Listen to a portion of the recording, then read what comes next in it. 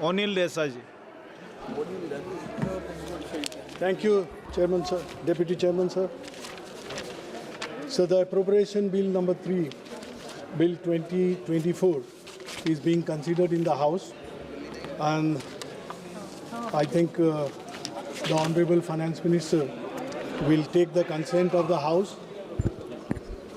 Before that, sir, this is the mic is Mic is on.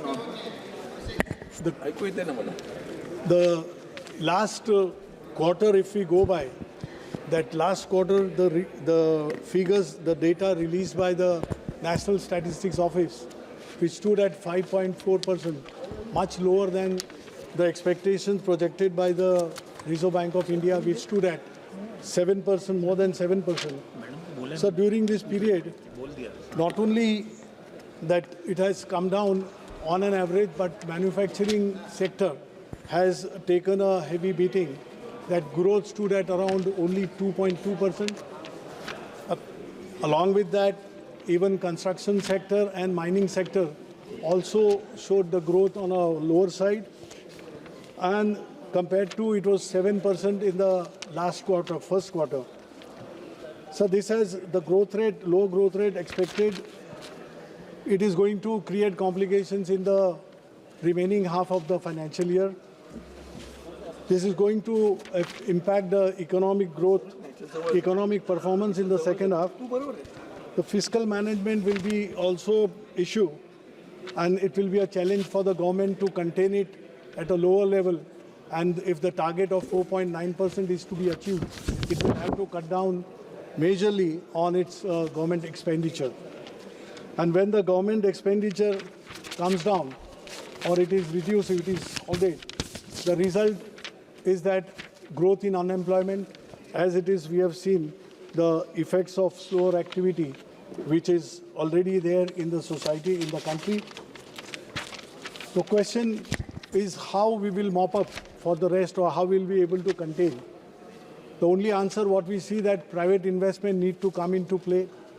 Whether the conditions prevailing in the country will induce the private investment come and really boost the economy.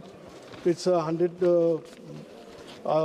it's a big question in front of the not only government but for the people of India, as the society, after all, society is suffering. So today India's youth is restless as unemployment is growing by the day. He is in the search of the job. The government, central government, tries its best by declaring schemes like startup, giving some concessions, declaring that skill will be taken into account, and skill centers are being opened by the day. But this remains on the paper. The reality on the field is something different. So this startup programs, more or less, I mean, we've been seeing that very few, they emerge successful, and majority of them, they flop. They are not able to come, or they are not able to do the things they had purpose in mind. So the everlasting inflation, the ever-growing inflation rather, is not going to come down, and this has broken through the budget of the families, middle class and the poor. And by the day, like essentials or vegetable prices, though it comes in the paper for a day or a fortnight that the consumer price index has come down, and some kind of joyous situation prevails only in the treasury benches, but in reality the society is still suffering, and their woes are to be heard by the government and put into practice. I think this appropriation will take care of all this. So agriculture sector, basically agriculture sector is the only sector where we could see the growth in the last quarter. It has to maintain this and to give some motivation to the farmers. The reality is the government should think of giving MSP the way they are thinking, the way it is being calculated by the farmers. It is not that doubling the income of the farmers in so-and-so period, which could never take place, but it should not be an everlasting phase. It should really mean that farmers, they get MSP. Like in Maharashtra, soya bean or cotton or maize, cultivating farmers are suffering because MSP, whatever is being declared, that is not coming up to their expectations. I think that needs to be taken into consideration. And finally, sir, I would put it this way, that expenditure, now there is a provision made in the Department of Public Enterprises for meeting additional expenditure towards salaries and allowances.